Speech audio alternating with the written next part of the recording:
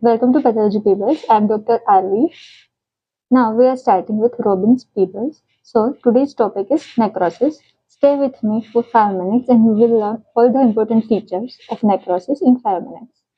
So you can take notes and pen and paper. So you can note down the important features.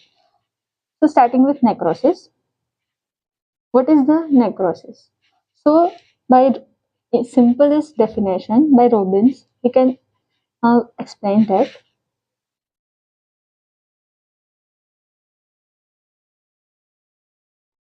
we can remember by that necrosis is a starting with necrosis is a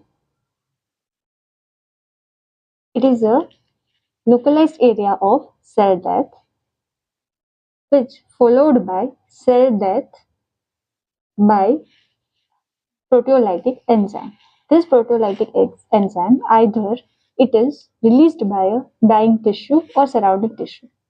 So it is a process of denaturation of protein or the enzymatic digestion of cell. Now, what are the types of necrosis? So now time for a mnemonic. So there are total 6 types. So I know most of the students are of our college life. So trick is college life feel college life can feel fun and good. Okay. So C for college, C for coagulative, L for liquefactive, can be. So C for caseous, F for fat, and fun and good. So fun for fibrinoid and G for gangrenous.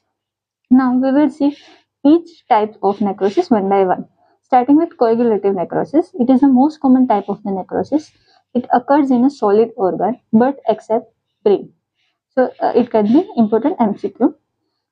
Examples are liver, kidney, heart, and spleen. Most common organ is affected is heart. Mechanism is denaturation of protein.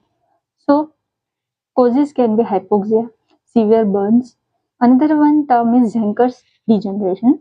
So whenever there is a patient of typhoid, there is a severe toxemia. Toxins are released.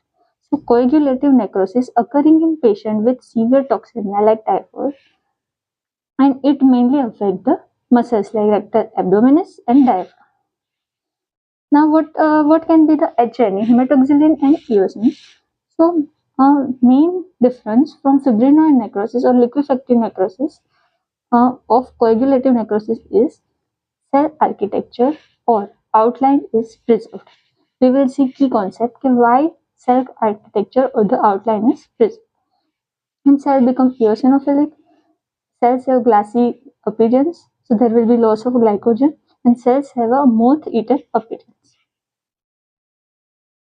Now moving on to the morphological type of necrosis. So now we will see what is the key concept of coagulative necrosis. So main cause is ischemia. So what is the ischemia? Ischemia is a loss of the blood supply.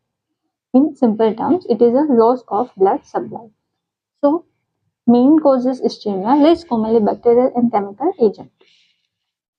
Now why there is a dead tissue architecture is preserved. So this occurs because ischemia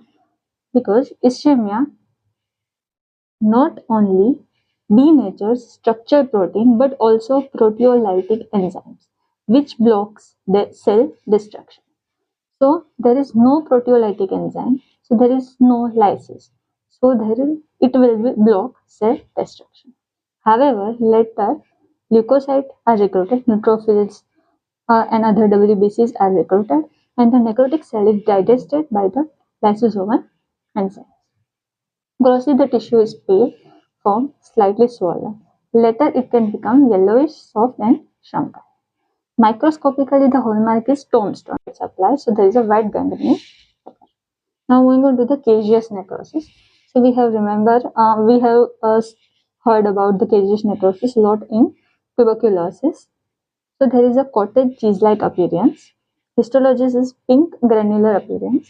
Examples are first TB tuberculosis, So there is a increased lipid content. So lipid will be increased,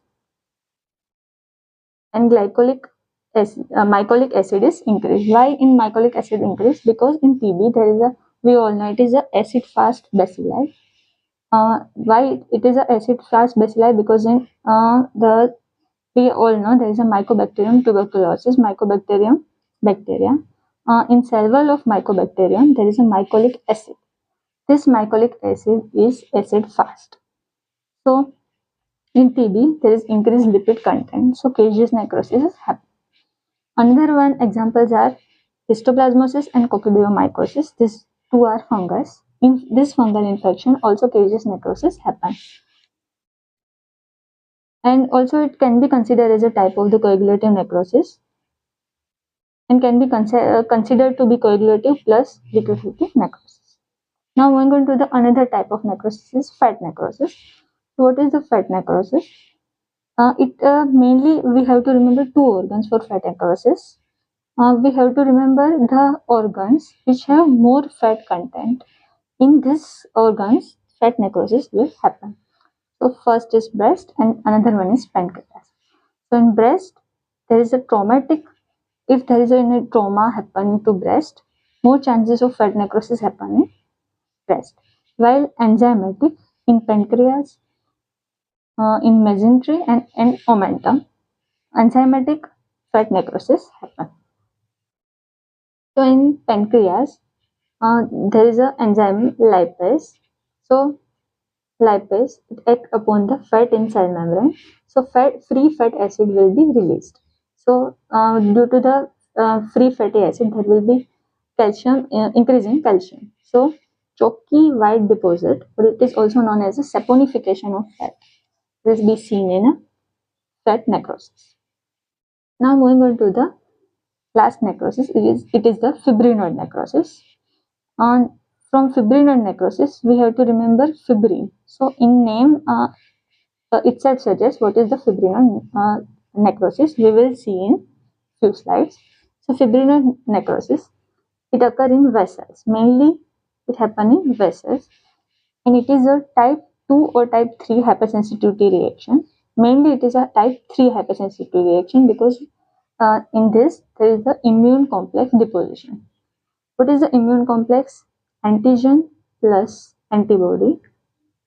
Whenever there is a reaction between the antigen and antibody, there will be formation of immune complex, and material is pink fibrin-like. And examples are Escoff nodules, pan vasculitis, pan is polyarteritis nodosa, and malignant hypertension. This presence of fibrin. So, due to this immune complexes, fibrin that leaks out of vessels. So in vessels, fibrin leaks out, result in bright pink and amorphous appearance in H&E stain. That's why it is called fibrinoid, fibrin-like. Examples are immune complex vasculitis, malignant hypertension, arthritis reaction, which is example of type 3 hypersensitive reaction, peptic ulcer, Escoff body, and rheumatic heart disease. So microscopically, it characterized by bright eosinophilic hyaline-like deposition in vessel wall. Necrotic debris is surrounded by a nuclear debris of neutrophil. It is also known as a leukocytoclasis.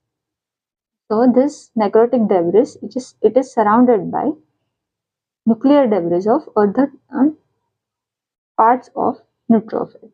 Local hemorrhage may be seen. Now moving on to the difference between white gangrene and dry gangrene. So what is a white gangrene? It is a severe condition involving the rapid decay of tissue. So there is a rapid loss of the tissue due to the bacterial infection or a lack of blood flow, which is characterized by swelling, blister, and wet appearance. That's why it is called as a wet gangrene. There will be foul odor and potentially a crackling sound from a gas formation. While what is dry gangrene?